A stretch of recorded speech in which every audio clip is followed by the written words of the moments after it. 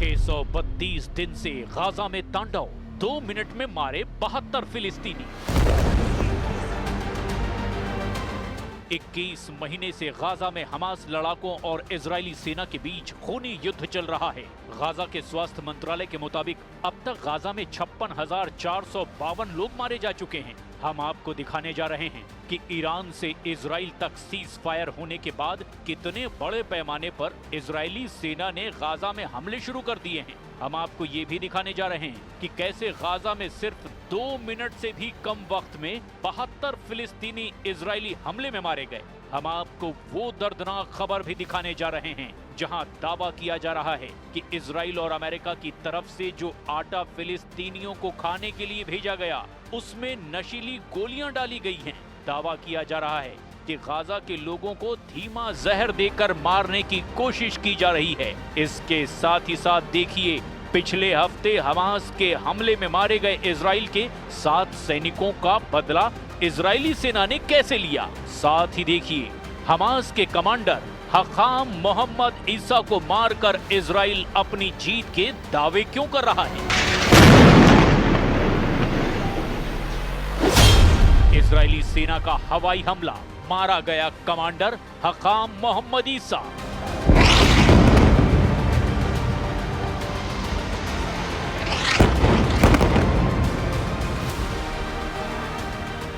Iran Israel का cease fire होने के बाद से गाजा पर इजरायली सेना ने पूरी ताकत से हमले शुरू कर दिए।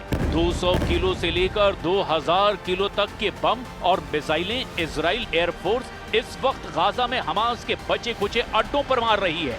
धमाके इतने भीषण और खूनी हैं जिन्हें देखकर किसी की भी रूह कांप जाए। इन हमलों को देखकर अमेरिका समेत कई देशों ने इजराइल से संयम बरतने की अपील की है, लेकिन इजराइल बिना किसी परवाह किए अंधाधुंध हवाई और जमीनी हमले इस वक्त गाजा पट्टी में कर रहा है।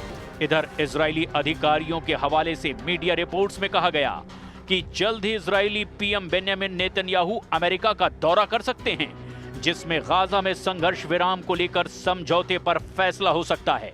ट्रंप ने 30 जून को सोशल मीडिया मंच ट्रुथ पर साझा एक पोस्ट में लिखा कि गाजा में समझौता करें और बंधकों को वापस लाएं। इजराइल और हमास के बीच इस साल की शुरुआत में 8 हफ्तों का संघर्ष विराम हुआ था। इस दौरान बंधकों की रिहाई हुई थी। हालांकि सहमति न बनने के बाद दोबारा संघर्ष विराम नहीं हो सका। गाजा में इजरायली सेना भयंकर हमले कर रही है। अगर कुछ दिन पहले के हमले देखें तो वो रोंगटे खड़े कर देते हैं।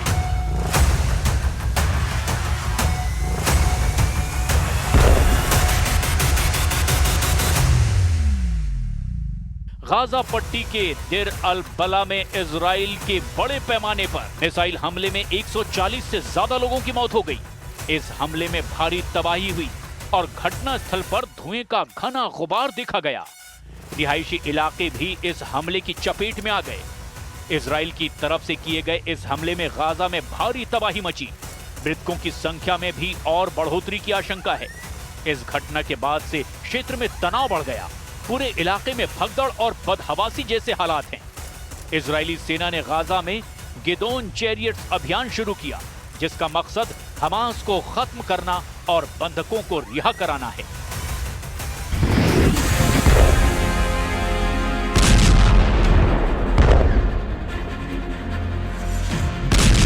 गाजा में 632 दिनों से चल रही जंग में इस वक्त इजराइल की वायुसेना जेट पूरी ताकत और रफ्तार से हमले कर रहे हैं। चाहे रात हो या फिर दिन, इजरायली हमलों में बेतहाशा बढ़ोतरी देखी गई है।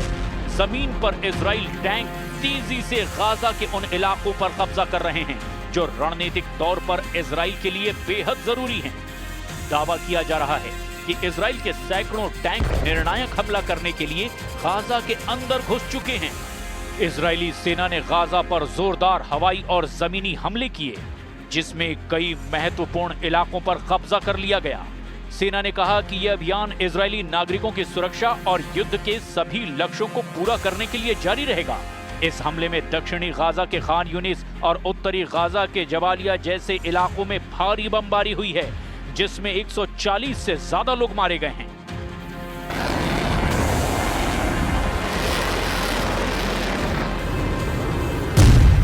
गाजा पर इजराइल का कब्जा, लीबिया भेजेंगे 10 लाख फिलिस्तीनी।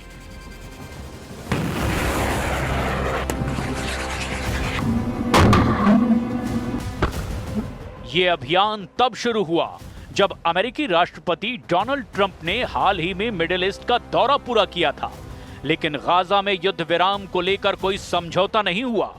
ट्रंप ने गाजा को फ्रीडम जोन बनाने का प्रस्ताव रखा था, लेकिन इजरायली प्रधानमंत्री बेंजामिन नेतन्याहू ने हमास को खत्म करने और गाजा के अधिकांश लोगों को दक्षिणी हिस्से में बसाने पर जोर दिया। नेतन्याहू ने कहा कि वे गाजा को हमास के नियंत्रण से मुक्त करके ही रहेंगे।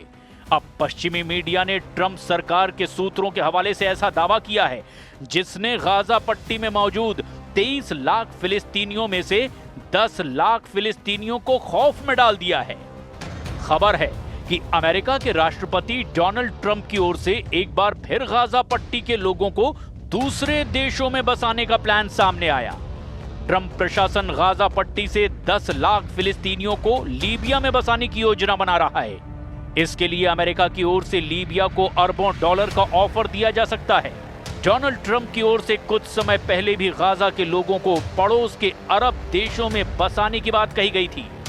उस वक्त ट्रंप के प्लान का गाजा और हमास के अलावा अरब देशों ने भी कड़ा विरोध किया था। एनबीसी न्यूज अपने रिपोर्ट में बताता है कि ट्रंप प्रशासन ने लीबिया के नेताओं के साथ इस बारे में बातचीत शुरू कर दी है। फिलिस्तीनियों को बसाने के बदले अमेरिका से लीबिया को अरबों डॉलर की वो रकम मिलेगी जो उसने सालों पहले फ्रीज कर दी थी। हालांकि अभी इस बारे में कोई आखिरी समझौता नहीं हुआ है। स्टेट डिपार्टमेंट्स और नेशनल सिक्योरिटी काउंसिल ने इस पर टिप्पणी भी नहीं की है। इजराइल सरकार के प्रतिनिधियों ने इस मामले पर कोई टिप्पणी करने से इनकार कर दिया, लेकिन ऐसा लग रहा है कि गृह युद्ध से जूझ रहे लीबिया में 10 लाख फिलिस्तीनियों को गाजा से लीबिया भेज दिया जाएगा। अगर ऐसा होता है तो ये तय हो जाएगा कि अब इजराइल गाजा के सभी फिलिस्तीनियों को हटाकर पूरे गाजा पर कब्जा कर लेगा।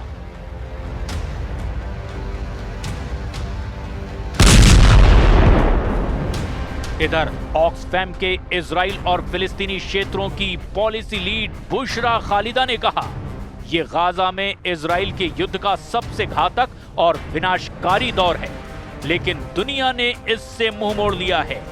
21 महीनों की तबाही के बाद गाजा एक ऐसी जगह बन गया है जहां अंतर्राष्ट्रीय कानून निलंबित हैं और मानवता गायब है।